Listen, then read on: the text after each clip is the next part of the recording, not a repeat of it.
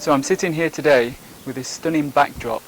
We're just a few minutes out of Lagos town centre, which is home of Paradise Island. I'm going to ask the founder some questions. How did the project come about? And what can people expect to gain from visiting it? I was not happy at all, and I started questioning life, the purpose why I'm here, what's the purpose of all this, because I was working with older people, and it somehow didn't make sense to me that we work all these years and then we gone, for that reason, just to make money and these things. So life brought me to points that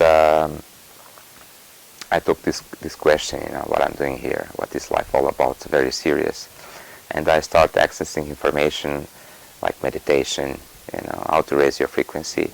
And I start from there. When I was 18, I read a book that assisted me in my life called The Power of the Subconscious Mind. For some time, it seemed that there was no order. It really wouldn't matter if you're good or bad. Like, apparently, in the surface. But deep inside of me, I couldn't believe that. It just wouldn't resonate with me because I felt inside of me that there is an organization behind. There is a difference between being a good person and a bad person. It's not just the same, deep inside of me. And through meditation and some spiritual knowledge, call it, I started applying that very seriously, and very fast I was raising my frequency.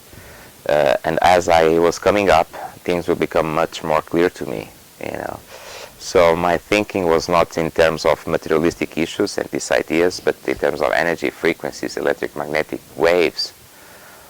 And once I reached this understanding, first access the information, and by applying, it comes like this deeper understanding. And I start really applying this information within myself. And I find happiness inside of me. It was no longer depending on what happened outside of other people or other situations. And I start sharing this information, I did what's called, can be seen as workshops, like practical spirituality, very practical concepts and ideas, guidelines that people can apply on a daily basis. But I was still living in my reality bubble, in my land and taking care of plants and animals. And came a point then that I felt there's something missing here. People. It's time now to start creating projects, start interacting more with people, open the doors. The heart was already opened. Open the doors of my place, so to speak. It's not mine. I just use it.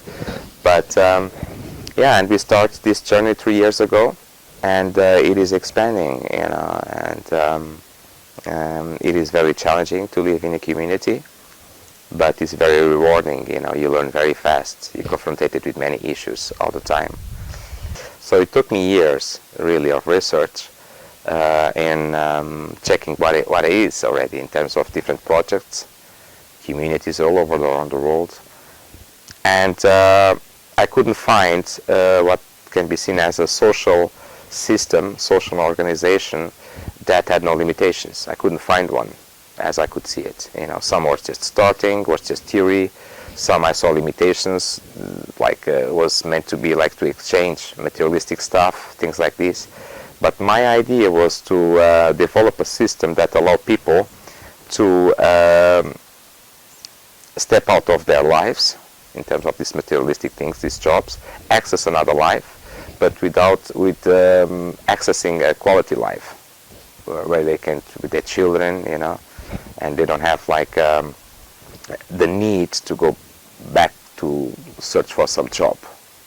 Okay, so and finally I saw that was complete, and I feel very confident about the projects that we are involved with, because I don't see any limitations.